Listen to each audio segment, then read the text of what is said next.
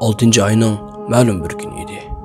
Universitetning kishini aldirash qilib o'tadigan mavsumliq imtihoni tugab, madrasada qilib qolgan do'stlarim bilan ehtiyojli bir qism narsalarni sotib olish niyatida bozorga chiqqan edik. Savdolik tugagandan keyin bir choyxonaga kirib o'ltirdik. Do'stlarim bir narsa buyurib o'tadi. Shu asnoda bir onaning bolasiga tort tanlayotganini ko'rib qoldim.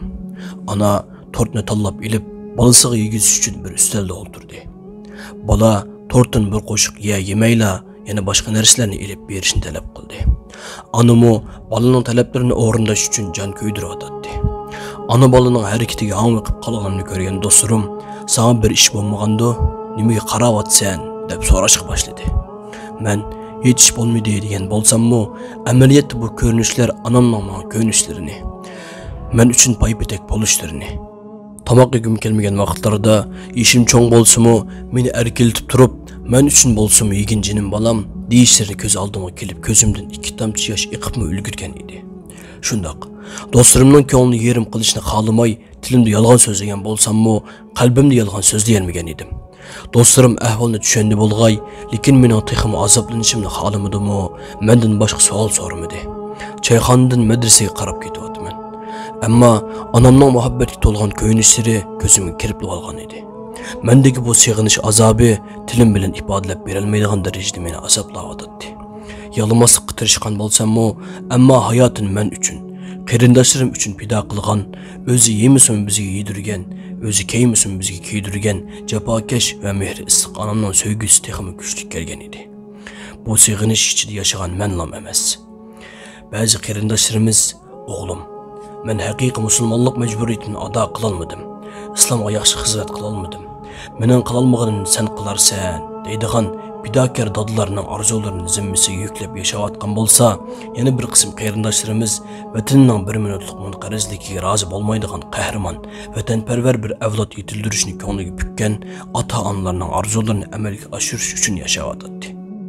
Hozir bo'layotgan ishlarni o'ylab, insoniylikdan, madaniyatdan nasibasi bo'lmagan Xitoy tajovuzchilariga bo'lgan nafratim günden günge eşip barsa, yana bir tarafdan vatani bar turuqliq, musafirchilikda g'arib bo'lib qolgan har bir sharqiy turkistonlikning mas'uliyatining qanchalik ig'ir ekanligini his qilatdim.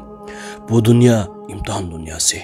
İnsan hayotida nimalarga duch kelmaydi, ammo biz buninglik bilan umidsizlanib to'xtab qolmay, kelajakdagi farzandlarimizning Allohning elchisi jannat ularning oyoqlari ostida degan analarning mehr muhabbatiga qinib yashash uchun, ota-onalar bilan birga manganlarga qarab azoblanmaslik uchun, do'st-yorlarning bir-biridan uzoq holda hasrat chekmaslik uchun va hit oyamlarda, qutlug' xushal kunlarda bo'yni bukilgan holda yurmaslik uchun har birimizning jon tikib tirishimiz, ota-onalarimizning bizdan kutgan umidini yerda qo'ymasligimiz kerakligini his qildim.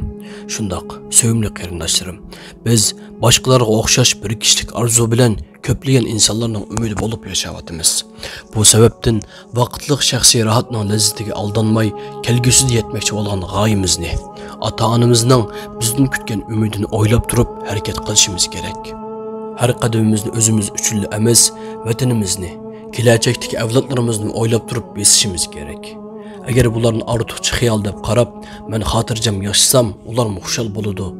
Hanim bo'lsa men chiqib ekanman deb yashash dunyoda ayiblanishga sabab bo'lsa, oz to'la imkoniyat bor turuqliq harakat qilmaganligimiz uchun qiyomat kuni Allohga beradigan hisobimizmi qiyinlashadi.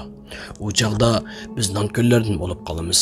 Alloh har birimizni o'z mas'uliyatini taniydigan, vatani va millat uchun jon ko'ydira oladigan va bizning umid kutganlarning umidini aqlay oladigan kishilardan qilsin.